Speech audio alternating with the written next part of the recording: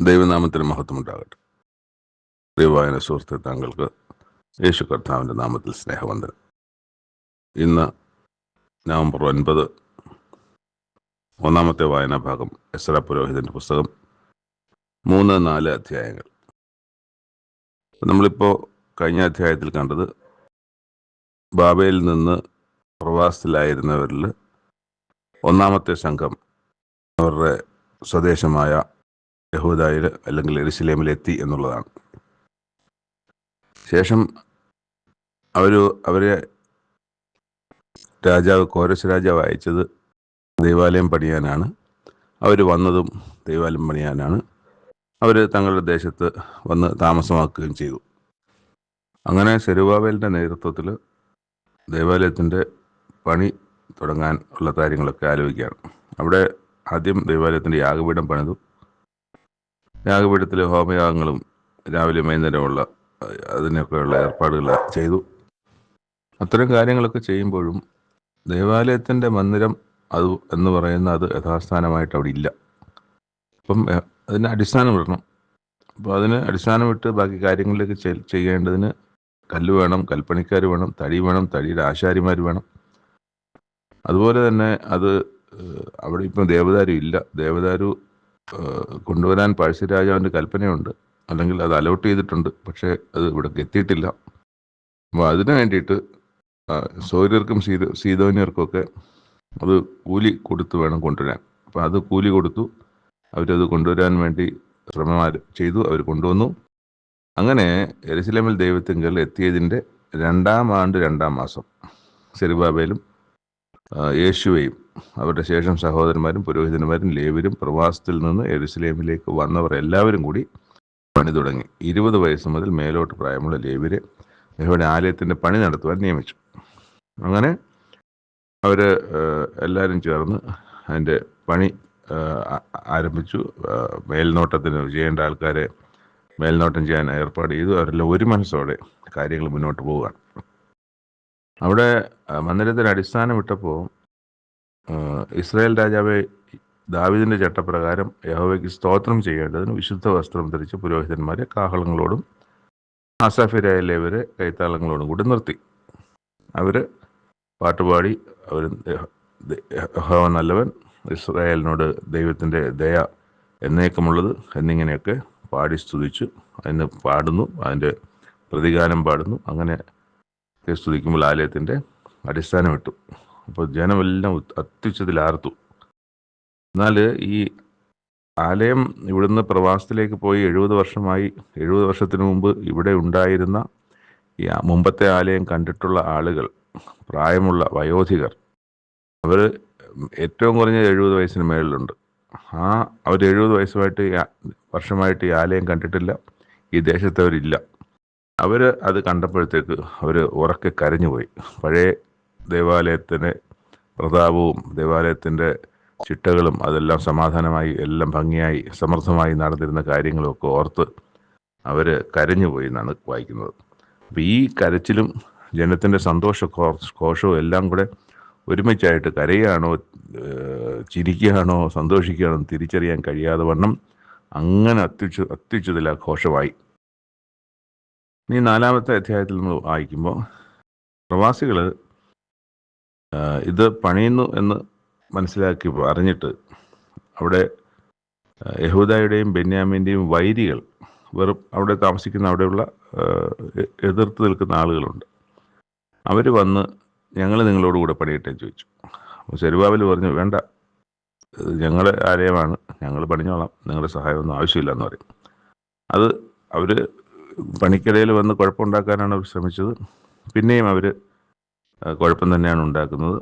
ഞങ്ങൾക്ക് പഴശ്ശിരാജാവായ കോരശ് ഞങ്ങൾ കൽപ്പിച്ചിട്ടുണ്ട് ഇങ്ങനെ ചെയ്യാൻ. അതുകൊണ്ട് ഞങ്ങൾ അത് ചെയ്യാനാണ് തയ്യാറാകുന്നത്. പക്ഷേ ഇവർ എന്ത് ചെയ്യുമെന്ന് പറഞ്ഞാൽ അവർക്ക് വിരോധമായിട്ട് കാര്യസ്ഥന്മാരെ കൂലി കൊടുത്തൊക്കെ നിർത്തി. അത് ദാര്യാവേശൻ രാജാവിൻ്റെ വാഴ്ച വരെയും അത് ചെയ്തു. എന്നിട്ട് ഈ കാര്യസ്ഥന്മാർ, അവിടെ കാര്യസ്ഥന്മാരുണ്ടായിരുന്നല്ലോ, ആ കാര്യസ്ഥന്മാരെ, അതാണ് എൻ്റെ കാര്യം, അതാണ് അവിടെ സംഭവിച്ചത് ഈ കാര്യസ്ഥന്മാരെ ഈ എതിരാളികൾ കൂലി കൊടുത്ത് വശത്താക്കി എന്നാണ് നമ്മൾ വായിക്കുന്നത്. കാര്യസ്ഥന്മാർ കൈക്കൂലി കൊടുത്ത് വശത്താക്കി. അങ്ങനെ അപ്പം ഈ കാര്യസ്ഥന്മാർ ഈ പണിയുമായിട്ട് ബന്ധപ്പെട്ട് വന്ന പ്രവാസികളായിട്ടുള്ളവരാണ്. അവരെയാണ് ഇവർ വശത്താക്കുന്നത്. അപ്പോൾ പണം കണ്ടപ്പോൾ അവർ അതിൻ്റെ പുറകെ പോവുകയും ചെയ്തു. അപ്പം ഇതിൽ പോരാഞ്ഞിട്ട് അവർ അഹശ്വേരോശ് രാജാവിൻ്റെ കാലത്ത് അവർ യഹൂദയിലെ യെരുശലേമിലെ നിവാസികൾക്ക് വിരോധമായി ഒരു അന്യായപത്രവും എഴുതി അയച്ചു.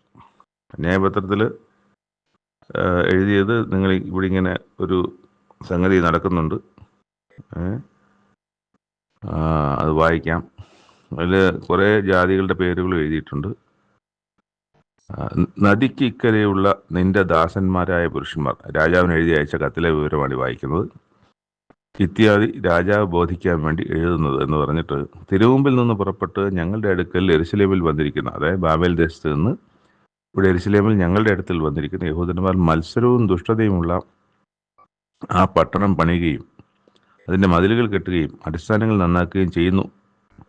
പട്ടണം പണിത് മതിലുകൾ കെട്ടിത്തീർന്നാൽ അവർ കരമോ നികുതിയോ ചുങ്കമോ ഒന്നും അടയ്ക്കില്ല. അങ്ങനെ ഒടുവിൽ അവർ രാജാവിന് എതിരായി രാജാവിന് നഷ്ടം വരുന്നവരായി മാറും എന്ന് മനസ്സിലാക്കണം. എന്നാൽ ഞങ്ങൾ കോവിലകത്ത് ഉപ്പ് തിന്നവരാകയാലും രാജാവിന് അപമാനം വരുന്നത് കണ്ടുകൊണ്ടിരിക്കുന്നത് ഞങ്ങൾക്ക് ഉചിതമല്ലാതാകയാലും ഞങ്ങൾ ആളയച്ച് രാജാവിനെ ഇത് ബോധിപ്പിച്ചു കൊള്ളുന്നു. അവിടുത്തെ പിതാക്കന്മാരുടെ വൃത്താന്ത പുസ്തകത്തിൽ നോക്കിയാൽ, അതായത് നിങ്ങൾ വൃത്താന്ത പുസ്തകത്തിൽ നോക്കിയാൽ ഈ ജാതി എങ്ങനെയുള്ളതാണെന്നും അവർ ബാക്കി രാജാക്കന്മാരോട് മത്സരിച്ചിരുന്നവരാണെന്നും ഉപദ്രവം ചെയ്തിരുന്നവരാണെന്നും പണ്ടേ കലഹമുണ്ടാക്കിയവരാണെന്നും ഒക്കെ മനസ്സിലാക്കാൻ പറ്റും. വൃത്താന്ത പുസ്തകത്തിലൊന്ന് നോക്കിയാൽ മതി എന്നൊക്കെ അവർ എഴുതി അയക്കുകയാണ്. അതനുസരിച്ച് രാജാവിൻ്റെ സന്നിധിയിൽ, ബാബേൽ ദേശത്തെ രാജാവിൻ്റെ സന്നിധിയിൽ ഇത് വായിച്ചപ്പോൾ ഇതൊക്കെ മനസ്സിലായ ഒരു പുരാതനമായ വലിയ സമൃദ്ധിയിലൊക്കെ ആയിരുന്ന പട്ടണമാണെന്നും ദേശമാണെന്നും രാജാക്കന്മാർ എതിർത്ത് നിന്നുവെന്നും അവിടെ കലഹമുണ്ടായിരുന്നുവെന്നും യെരുശലേമിൽ ബലവാന്മാരായ രാജാക്കന്മാരുണ്ടായിരുന്നു, അവർ നദിക്ക് അക്കരെയുള്ള നാടെല്ലാം വാണുവെന്ന്. അപ്പോൾ ഈ നദിക്ക് അക്കരെ എന്ന് പറഞ്ഞാൽ നമ്മൾ ഇസ്രായേൽ നിന്നുകൊണ്ട് നദിക്ക് അക്കരെ എന്ന് പറഞ്ഞാൽ അത് യോർദാൻ്റെ കിഴക്ക് വശമാണ്. പക്ഷേ ഈ ബാബേൽ ദേശം എന്ന് പറയുന്നത് വടക്ക് കിഴക്കായിട്ടാണ്, ഇസ്രായേലിന് വടക്ക് കിഴക്കായിട്ടാണ് സ്ഥിതി ചെയ്യുന്നത്. അപ്പം അവിടെ നിന്നുകൊണ്ട് അവർ നദിക്കക്കരെ എന്ന് പറയുമ്പം നദിയുടെ പടിഞ്ഞാറ് വശമാണ്. ആ നദിയുടെ പടിഞ്ഞാറ് വശം എന്ന് പറഞ്ഞാൽ യഥാർത്ഥത്തിൽ അത് ഇസ്രായേൽ രാജ്യമാണ്. അപ്പം അങ്ങനെയാണ് അവർ പറയുന്നത്. അപ്പോൾ അവരെ സംബന്ധിച്ചിടത്തോളം നദിക്ക് അക്കരെ എന്ന് പറഞ്ഞാൽ ഇസ്രായേൽ രാജ്യമാണ്. അവർ അവിടെ ബലവാന്മാർ രാജാക്കന്മാരുണ്ടായിരുന്നതിനെ കുറിച്ചൊക്കെ അവർ വായിക്കുന്നുണ്ട്. അവരും പോലും മറ്റുള്ള രാജ്യങ്ങളിൽ നിന്ന് നികുതിയും ചുങ്കവും ഒക്കെ വാങ്ങി വന്നു എന്നും ഒക്കെ കണ്ടു. ആകയാൽ നാം മറ്റൊരു കൽപ്പന അയക്കുന്നത് വരെ അവർ പട്ടണം പണിയുന്നത് നിർത്തിവെക്കേണ്ടതിന് ആജ്ഞാപിച്ചു. അങ്ങനത്തെ കത്ത് മടക്കി അയക്കുകയാണ്, തിരിച്ചൊരു കത്ത് അയക്കുകയാണ്. ഞാൻ ഇനി വേറൊരു കൽപ്പന ഇവിടുന്ന് വരുന്നത് വരെ അത് പട്ടണം പണി നിർത്തിവെക്കാൻ പറഞ്ഞു. അത് ഇവർക്ക് കിട്ടി. അവരത് യെരുശലേമിൽ കൊണ്ടുവന്ന് ആ പകർപ്പ് കിട്ടിയിട്ട് അവരതുകൊണ്ട് ഇവിടെ കൊണ്ടുവന്ന് വായിച്ച് ബലമായിട്ട് പണി മുടക്കി. അങ്ങനെ ദാര്യാവേശിൻ്റെ വാഴ്ചയുടെ 2-ാം ആണ്ട് വരെ പണി മുടങ്ങിക്കിടന്നു. ഇവിടെ ദേവാലയത്തിൻ്റെ പണി തുടങ്ങിക്കൊണ്ടിരിക്കുമ്പോൾ തന്നെ ഇവർ കത്തെഴുതി ബാബേലിലെ രാജാവിന്. രാജാവ് അത് മനസ്സിലാക്കിയിട്ട്, പക്ഷേ എന്ന് പറഞ്ഞാൽ കോരശല്ല ഇന്ന് അവിടെ ഭരിക്കുന്നത്. അതുകൊണ്ടാണ് കോരശി കൽപ്പന കൊടുത്തതൊക്കെ അവിടെ രേഖയിലുണ്ട്.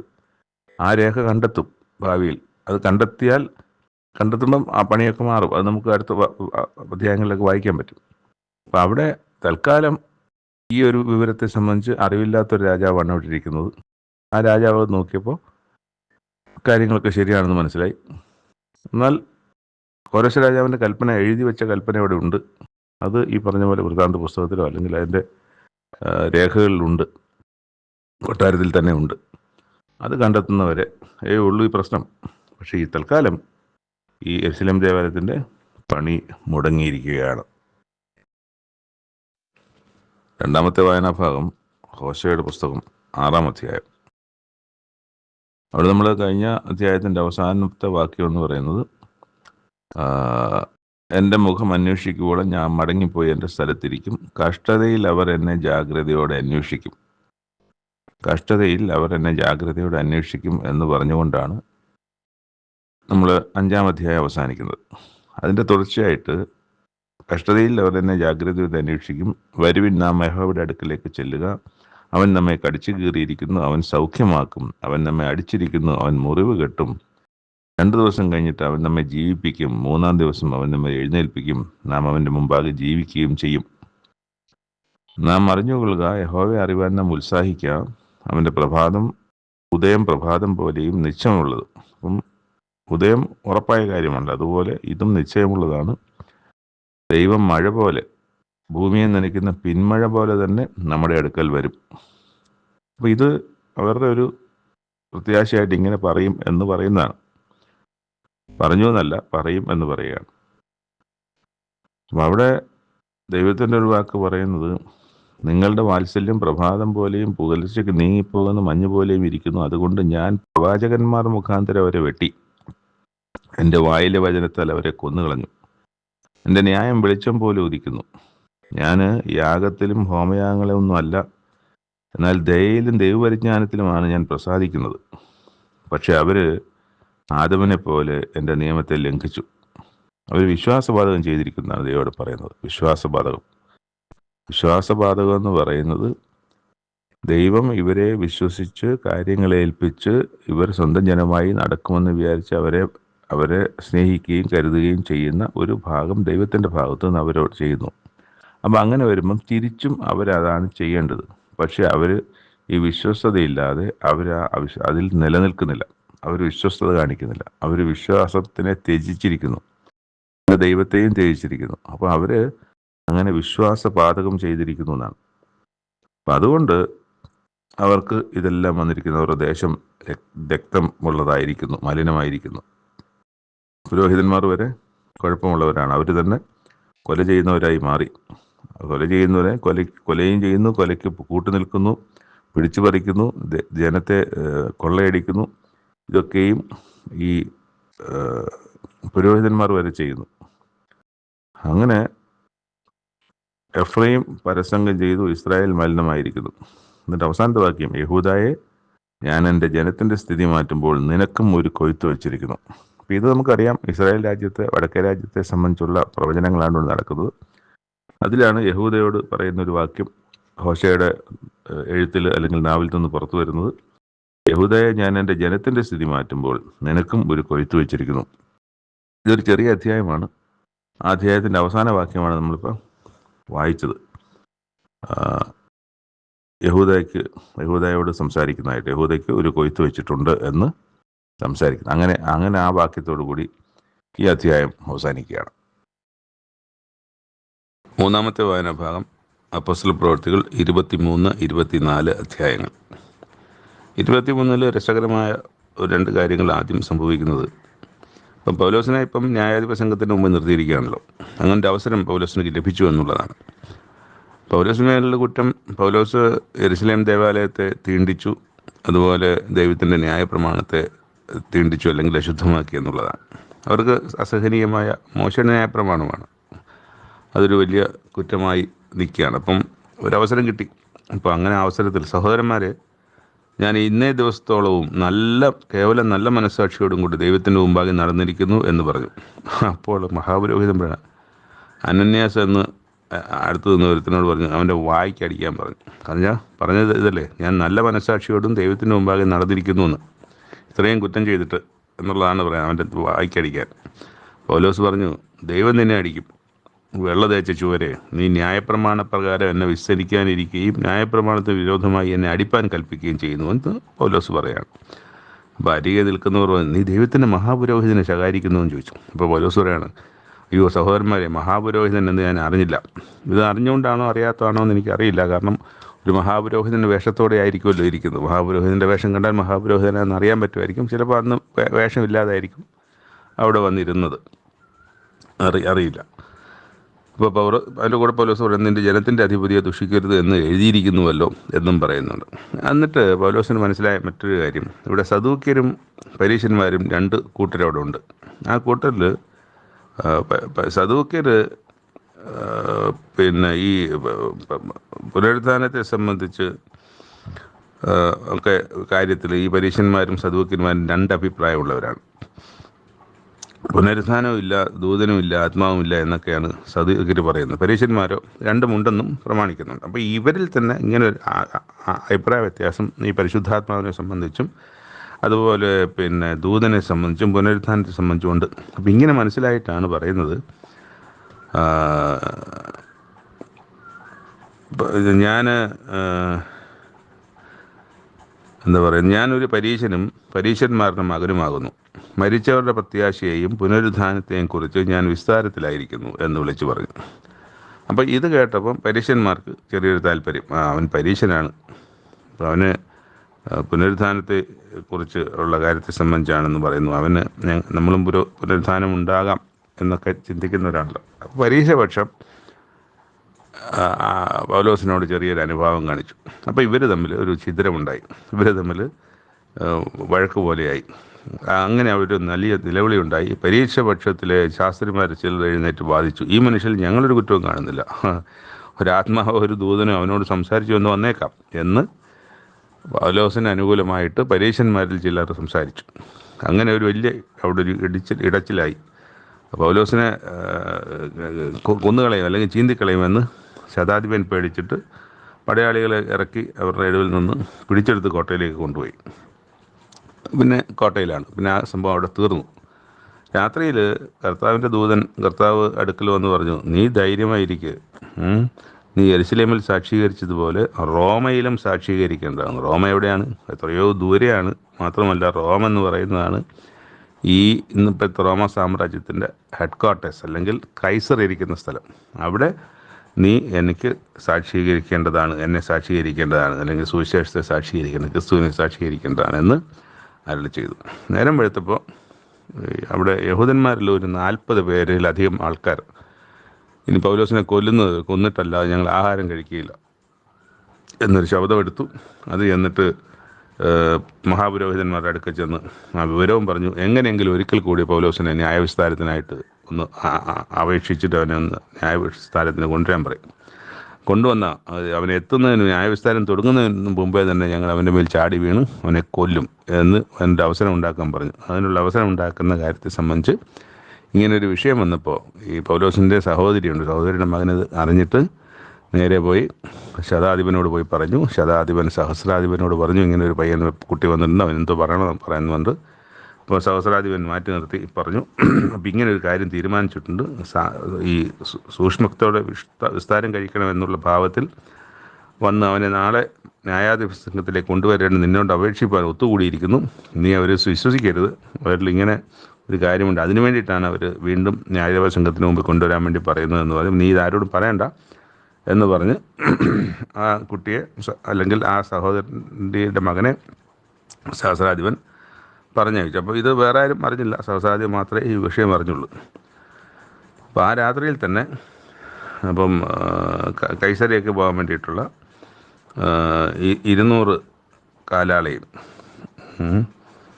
കൽപ്പിച്ചിട്ട് യൗവനക്കാർ, അതായത് പിന്നെ ശതാധിപന്മാരിൽ 2 പേരെ വരുത്തി ഈ രാത്രിയിൽ 3-ാം മണി നേരത്ത് കൈസരിക്ക് പോകാൻ 200 കാലാളെയും 70 കുതിരച്ചേകവരെയും 200 കുന്തക്കാരെയും ഒരുക്കുവിൻ. പൗലോസിനെ കയറ്റി ദേശാധിപതിയായ ഫെലിക്സിൻ്റെ അടുത്ത് കൊണ്ടുപോകാനാണ്. ഫെലിക്സാണ് അവിടെ ദേശാധിപതി. ഈ നമ്മൾ പീലാത്തോസൊക്കെ പോലെ തന്നെ ഉള്ള ഒരു ദേശാധിപതിയാണ്. 4 ദേശാധിപതികളിൽ ഒരാൾ ഫെലിക്സ് എന്ന് പറയുന്ന ആൾ. ഫെലിക്സിൻ്റെ അടുത്ത് കൊണ്ടുപോകാനാണ് ഈ 200 കുന്തക്കാരെ ഒരുക്കുവൻ എന്ന് പറയുന്നത്. അപ്പം എത്ര ആൾക്കാർ വന്നാലും അവരോട് പിടിച്ചു നിൽക്കാൻ ഈ ആൾക്കാർ കഴിയും. അപ്പോൾ പൗലോസിനെ കയറ്റി ദേശാധിപതി ഫെലിക്സിൻ്റെ അടുത്ത് ക്ഷേമത്തോടെ എത്തിപ്പാൻ മൃഗവാഹനങ്ങളെ സംഭരിപ്പിൻ എന്ന് പറഞ്ഞു. അപ്പം അങ്ങനെ അവിടെ ചെന്ന് രാജശ്രീ ഫെലിക്സ് ദേശാധിപതിക്ക് വന്ദനം. ഈ പുരുഷനെ യഹൂദന്മാർ പിടിച്ച് കൊല്ലുവാൻ ഭാവിച്ചപ്പോൾ റോമാ പൗരൻ എന്ന് അറിഞ്ഞ്, അപ്പോൾ റോമാ പൗരനായതുകൊണ്ടാണ് ഇപ്പോൾ ഇവിടെ വന്നത്, അല്ലെങ്കിൽ അവിടെ ന്യായവിസ്താരം കഴിയേണ്ടതായിരുന്നു.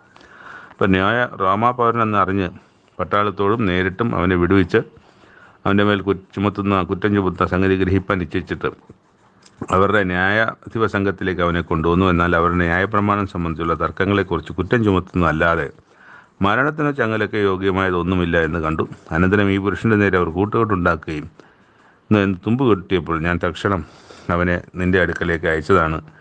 അവൻ്റെ നേരെയുള്ള അന്യായം സന്നിധാനത്തിൽ ബോധിപ്പാൻ വാദികളോട് കൽപ്പിച്ചു വിരിക്കുന്നു.